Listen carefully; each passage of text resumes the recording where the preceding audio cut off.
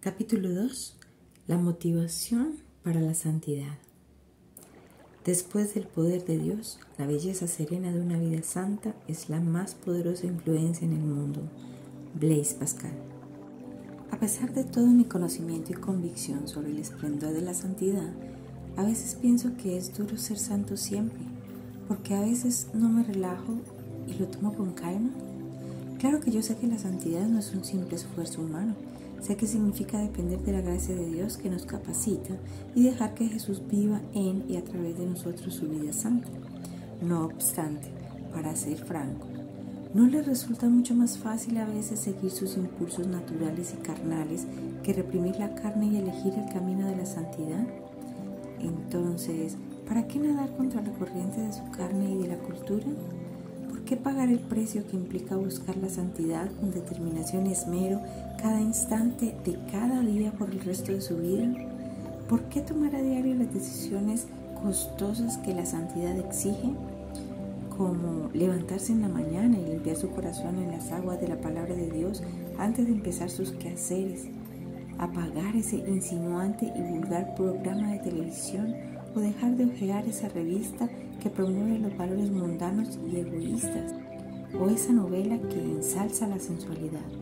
Reconocer que ha pecado y pedir perdón por haber hablado ásperamente a ese pariente, o por haberle mentido a su jefe, o por haber criticado a un hermano de la iglesia. Evitar hasta la más mínima ocasión de impureza sexual. Dormir, comer, vestirse, salir a trabajar o jugar. Dar, orar e ir a la iglesia, todo para la gloria de Dios. En este capítulo quiero estudiar 6 poderosas razones bíblicas para llevar una vida santa. Se trata de motivaciones que me han ayudado en mi búsqueda personal de la santidad. Ante todo, debemos ser santos. Porque Dios es santo. Así como una fotografía es la imagen de un objeto, nuestra vida fue diseñada para reflejar la imagen de Dios. La gente debería mirar a un cristiano y ver cómo es Dios. Mi casa está ubicada sobre una colina con vista a un río. Esta mañana, cuando el sol brillaba sobre los árboles que circundan el río, la imagen de su espléndido follaje se refleja en las tranquilas aguas. La imagen, como de un espejo, me inspiró a detenerme y orar. Señor, que otros vean tu semejanza reflejada en mí, que mi vida muestre al mundo cuán amoroso y puro eres tú. Esta es la motivación para la santidad más reiterada y explícita en las Escrituras. Más bien sean ustedes santos en todo lo que hagan, como también es santo quien los llamó. Pues está escrito, sean santos, porque yo soy santo. Primera carta de Pedro, capítulo 1, versículos 15 y 16. En nuestra vida y conducta diaria debemos reflejar lo que Dios es, lo que significa pertenecerle y ser su pueblo redimido y apartado por Él. Nuestra vida debe hacer posible que el mundo crea en Dios al ver su imagen reflejada en nosotros. Ellos serán persuadidos de adorarlo y glorificarlo, según Mateo 5, versículo 16. ¿Qué refleja su vida ante quienes lo rodean? Sus actitudes, palabras y comportamiento ¿presentan ante los demás una fiel imagen de Dios? ¿O a veces profana usted la santidad de Dios con un espíritu quejumbroso, controlador o con palabras ásperas e hirientes, o en conversaciones soeces o con bromas de mal gusto? Me entristece pensar con cuánta frecuencia he dado una imagen distorsionada de Dios frente a los demás por causa de mis decisiones y respuestas pecaminosas. Debemos ser santos porque Dios es santo. Y la buena noticia es que como Dios es santo, nosotros también podemos serlo. Si es un hijo de Dios, el Dios santo vive en usted. Él es la medida y la fuente de su santidad. Él es su justicia. Él puede limpiar la maldad de su corazón con la sangre de Jesús y santificarlo para que el mundo sepa cómo es Él. Ser santo como Él es santo. Qué imponente responsabilidad. Pero más que eso, qué privilegio tan asombroso que el santo nos elija, con todo y lo frágiles, prosaicos e imperfectos que somos, y que nos limpie de nuestro pecado, nos llene con su Espíritu Santo y luego nos use para reflejar el esplendor de su santidad en un mundo entenebrecido. Esta es otra razón para buscar la santidad. Título: porque la santidad es el propósito divino para la vida del creyente. El propósito de Dios al salvarlo no es solo facilitar o alegrar los pocos años que vivirá sobre la tierra. Él tenía en mente un objetivo eterno. Su fin era hacerlo a usted santo, como Él es santo, para que pudiera glorificarlo en todo, para agradarlo en todo y para que usted disfrute de una comunión íntima con Él por la eternidad. El apóstol Pablo nos recuerda que Dios nos escogió en Cristo antes de la creación del mundo para que seamos santos y sin mancha delante de Él. Efesios 1, versículo 4. Su santidad no ocupa un lugar secundario entre nuestros objetivos y los objetivos que tiene para su vida, sino que es el objetivo supremo de Dios para usted. Es algo que Él deseó, planeó y ejecutó incluso antes de haber creado el mundo. No solo es nuestro llamado personal ser santos, sino también nuestro llamado colectivo como cuerpo de Cristo. La Iglesia es un organismo viviente en el que habita el Espíritu de Dios, que se prepara para ser la novia del Señor Jesús. Y lo que el novio se ha propuesto para esta novia es presentársela a sí mismo como una iglesia radiante, sin mancha ni arruga, ni ninguna otra imperfección, sino santa e intachable. Efesios 5, versículo 27. Al igual que un novio espera ansioso el momento en que su novia se acerca al altar para encontrarse con él, hermosamente adornada con un vestido inmaculado, el Señor Jesús aguarda el día en que todos apareceremos ante Él libres de toda contaminación, vestidos de justicia para ser su novia santa por siempre. Y al igual que una mujer comprometida se prepara con amor y gran expectación para la boda, deseosa de ser la novia más bella para su amado, la idea de desposarnos con nuestro novio santo debe motivarnos a invertir nuestros años de vida para buscar la santidad, que es nuestro objetivo supremo y el máximo anhelo de Dios para nosotros. Ser santos es la razón de nuestra existencia, es nuestro destino y será el estado final para todo hijo de Dios verdadero y para todo el cuerpo de Cristo, según la maravillosa promesa en 1 de Juan 3, versículo 2.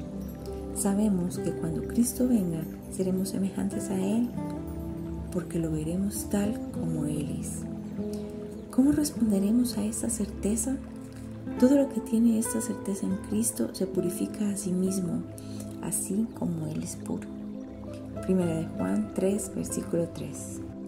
Cada vez que medito en el propósito por el cual fui creada y mi destino final, que recuerdo que soy la futura novia pura y hermosa, me siento inspirada a buscar con vehemencia la santidad, esperando aquel glorioso día en que al fin seré santa por completo. ¿Tiene usted la misma meta que ha trazado Dios para su vida? ¿Cuál es su objetivo para vivir? Desde el mismo instante en que sale de su cama en la mañana hasta que se pone su cabeza en la almohada en la noche, ¿se propone usted cooperar con Él en la búsqueda de su eterno propósito de santificarlo? Título: porque Jesús murió para librarnos del pecado. Asegurar nuestra salvación no fue un asunto banal para Dios, fue y es una obra de sacrificio, gracia y prodigios sin iguales e infinitos. Usted y yo éramos rebeldes, que despreciamos a Dios y rechazamos su derecho a reinar en nuestra vida. Menospreciamos su justicia y amamos nuestro pecado. Amamos lo que Dios odia y odiamos lo que Él ama. Éramos pecadores, enemigos de Dios y objetos de su justa ira. La paga por nuestro pecado era la muerte. Nuestra redención fue costosa, exigió el sufrimiento y la muerte de un sustituto que jamás cometió pecado. Y eso fue exactamente lo que hizo Jesús. Él recibió voluntariamente todo el peso de la ira de Dios al morir en lugar del pecador. ¿Por qué? Las Escrituras lo dicen con claridad. Jesucristo dio su vida por nuestros pecados para rescatarnos de este mundo malvado. Gálatas 1, versículo 4. En su obra clásica titulada Santidad, J.C. Reel escribe: sin duda alguna, El alma del hombre que piensa en todo lo que sufrió Jesús y persiste en aferrarse a los pecados que causaron ese sufrimiento debe estar enferma. Fue el pecado lo que clavó la corona de espinas, fue el pecado lo que atravesó las manos, los pies y el costado de nuestro Señor. Fue el pecado que lo llevó a Getsemaní y al Calvario, a la cruz y a la tumba. Sería muy duro nuestro corazón si no odiáramos el pecado y nos esforzáramos por deshacernos de él, aunque esto signifique cortar nuestra mano derecha y sacarnos el ojo. Cuando toleramos nuestro pecado y rehusamos apartarnos de él, despreciamos el amor y la gracia de Cristo, pisoteamos su cruz y desechamos su muerte en sacrificio por nosotros.